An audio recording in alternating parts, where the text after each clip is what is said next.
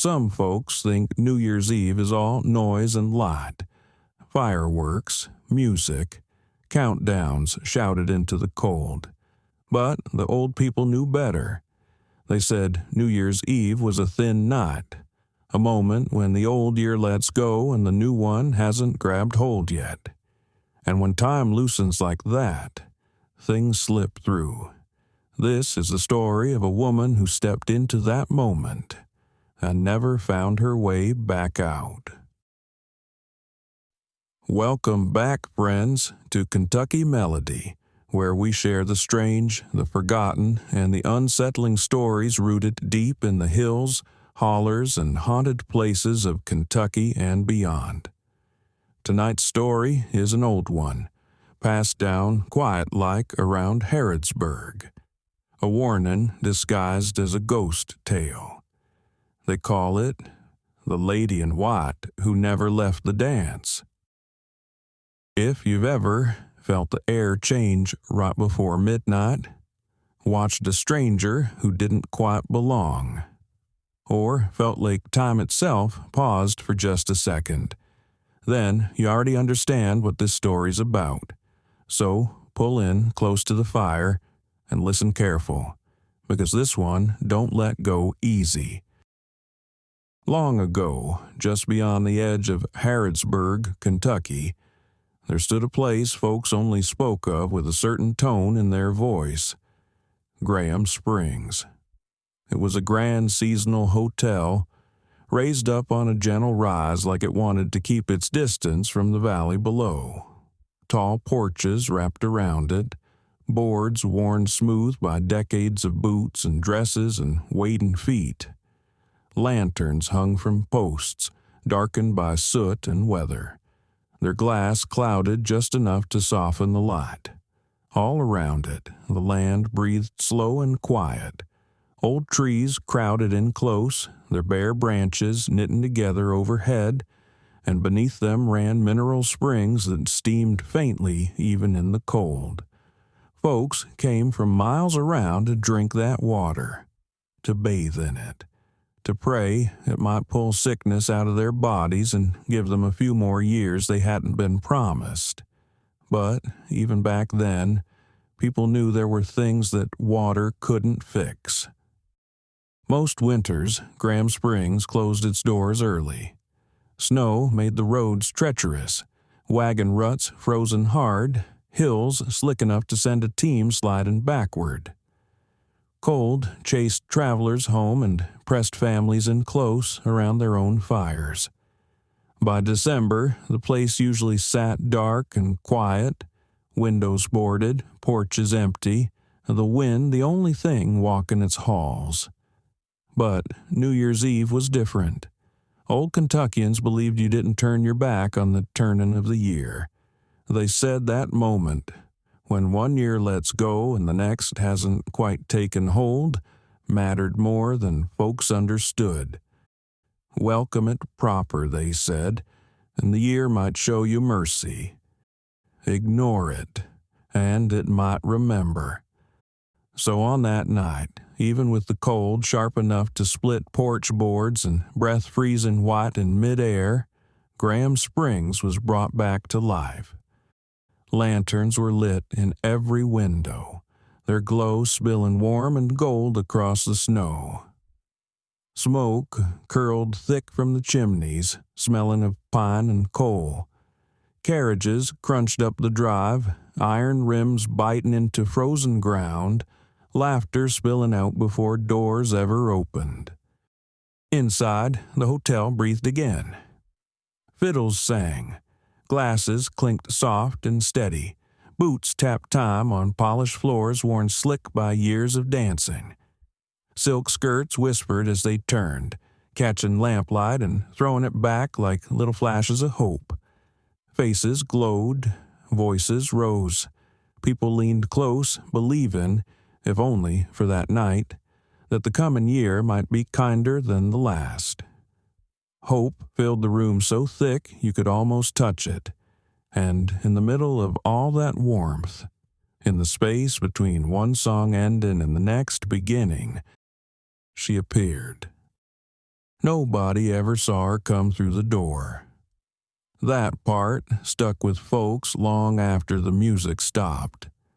One moment, the dance floor was crowded. Couples turning, boots scuffing, laughter spilling out over the fiddle strings. Lantern light bounced off polished wood and glass, warm enough to make you forget the cold waiting just beyond the walls. And then, she was there. Not entering, not step pin inside, just standing. A young woman dressed head to toe in white, not the bright, celebratory kind of white meant for weddings or springtime. This was a softer white, a quiet white, the kind that drank in light instead of throwing it back. Funeral white. Her skin was pale as frost, laid thin over glass. Dark hair framed her face, pinned loose and imperfect, like she'd stopped getting ready halfway through, or like she'd been interrupted by something she hadn't planned on. She didn't shiver, didn't clutch her arms, didn't glance around like someone unsure of where they'd landed. She just stood there, hands folded neat, eyes calm and steady, as if she'd been expected all along. That alone should have raised questions. But New Year's Eve has a way of smoothing over sharp edges. When the clerk finally noticed her and asked her name, she smiled. Not wide, not nervous, just enough to be polite. Her voice was soft, steady, almost careful. She signed the register in a neat, practiced hand. Virginia Stafford. Said she was the daughter of a judge. Nothing more, nothing less. No trunk came in behind her. No traveling bag followed her steps. No family called out her name or reached for her arm. She stood alone. And folks noticed that too. But only in the way you notice something strange and decide not to poke at it. Not on a night like that. Not when the music was still playing and the year was almost done. So the clerk nodded. Someone offered her a hand, and before anyone thought to ask another question, Virginia Stafford stepped onto the dance floor, and the night carried on.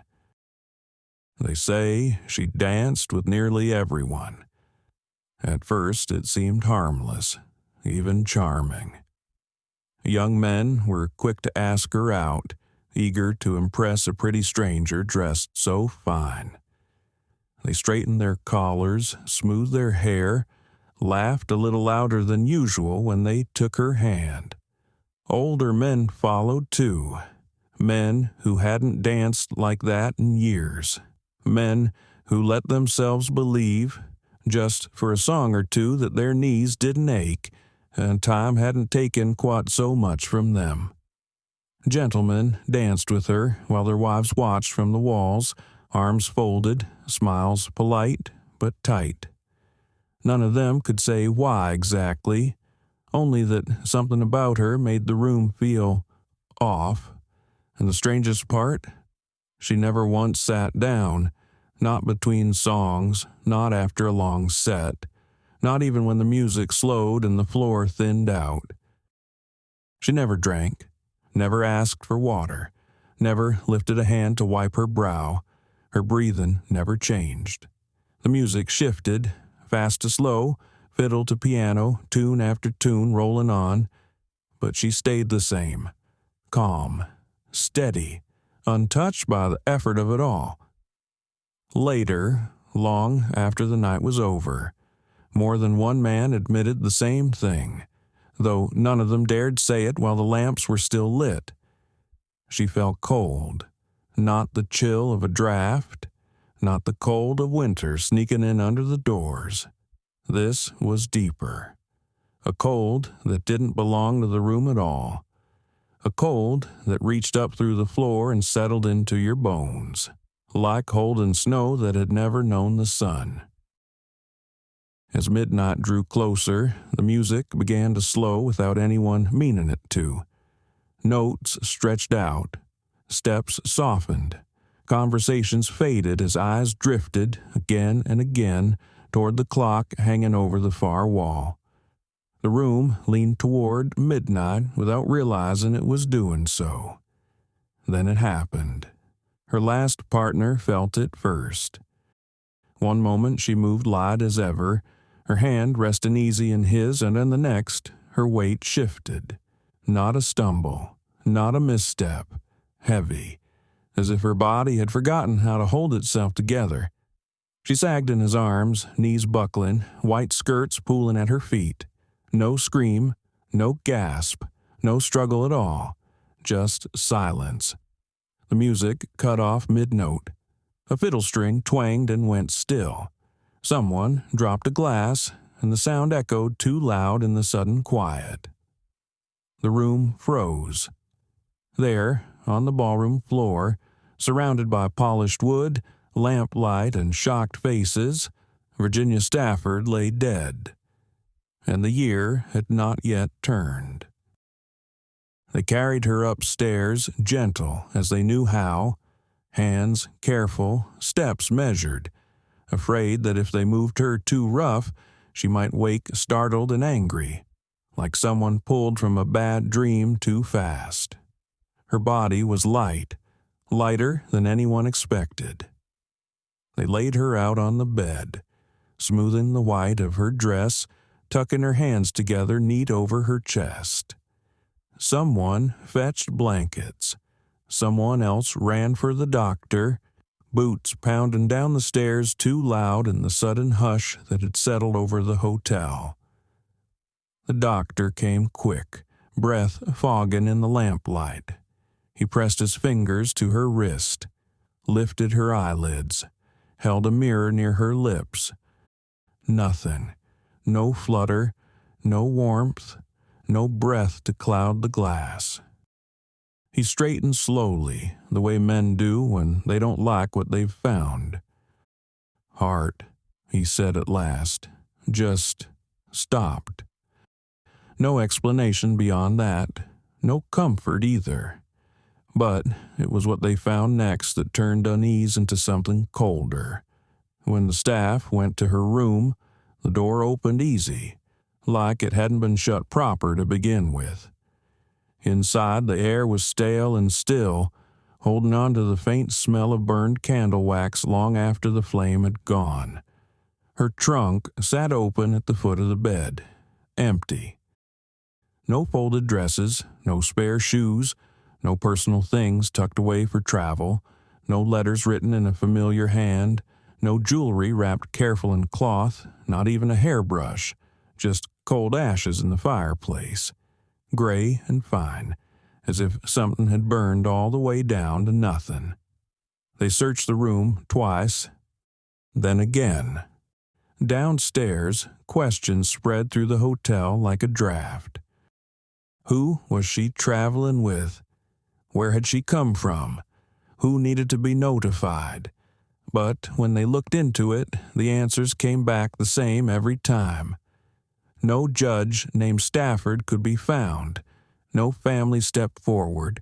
No one claimed her body. Not a single soul came asking after Virginia Stafford.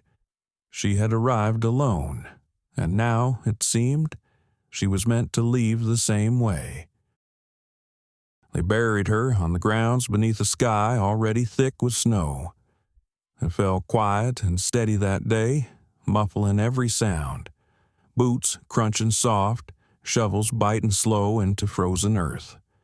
The world felt held still, like it was listening. There was no crowd, no family huddled close, no loved ones whispering prayers through tears. Just a small gathering of townsfolk and hotel staff who stood with their hats in their hands, breath drifting up and disappearing into the gray. No preacher stepped forward. No one quite knew what to say for a woman who had arrived with no past and left behind no kin. So instead of words, they chose stone. They carved it plain and careful, the way you do when you don't want to offend the dead. Unknown, hallowed and hushed, be the place of the dead.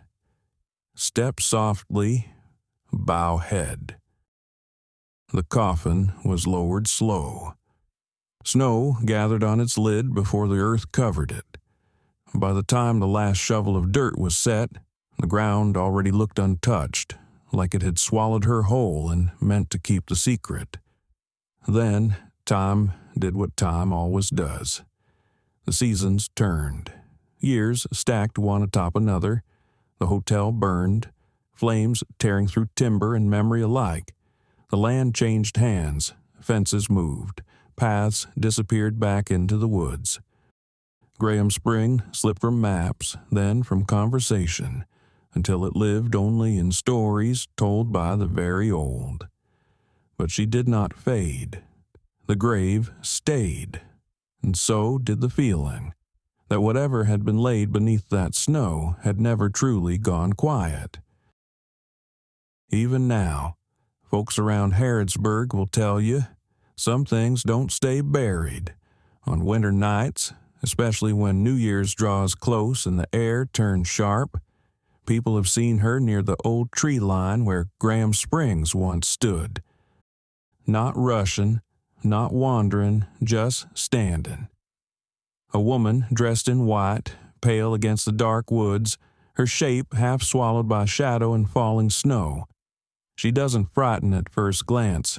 In fact, most folks say the first thing they feel is sadness. She asks questions. Soft ones. Where's the hotel? Is the dance about to start? Her voice is low, careful, like she's afraid she might be late. Some say, when they tell her the hotel burned long ago, that there's nothing left but ground and trees. She lowers her head and begins to cry. Not loud, just quiet tears that fog the air before her face fades back into the dark. Others swear they've heard music, a faint waltz, slow and measured, drifting through the cold air on nights when the world is otherwise still. No fiddles, no piano, just the suggestion of a melody, right in the wind where no musicians stand. And more than one person has felt it. A light brush against the arm, a touch so cold it steals your breath, like snow pressed bare against the skin. Always just before midnight. They say she's still waiting for the year to turn, waiting for the music to rise again, waiting for a dance that never ended and never will. Old folks say she didn't wander in by accident. They say she stepped through when the door was open. That narrow, dangerous moment when one year draws its last breath and the next one ain't been born yet. A time when clocks hesitate, when the world forgets which way it's moving, when the rules that keep things in their proper places loosen just enough to let mistakes slip through. That's when spirits wander. That's when lost souls get turned around. And that's why this story didn't end with her burial. Because ever since, the warning's been passed along in low voices from one generation to the next. Not written down, not said too loud. If you're at a New Year's party, and you notice a woman dressed in white who don't speak much, if she stands apart from the noise, if she don't drink, if she watches the clock more than the people, leave the floor. Don't dance with her. Don't touch her. And whatever you do, don't ask her name, because she's already given it once, written it careful in a book meant for the living. And when she did, the year closed behind her, and it never let her leave. Now, let me ask you something. Did your family ever warn you about New Year's Eve? Ever say it was a strange night, a dangerous one? Have you ever felt time pause right before midnight? Or noticed someone who didn't seem to belong? If you've got a New Year's story of your own, or something you still can't explain, leave it in the comments below. Because sometimes the stories aren't just for the living. From all of us here at Kentucky Melody, we wish you a safe New Year. Hold your loved ones close. Mind who you dance with. And if the music fades before midnight, listen careful, because some dances don't end when the song does. Come back and see us soon. We'll have the fire burning and another Kentucky tale waiting. We'll see you next year, if you make it through the night.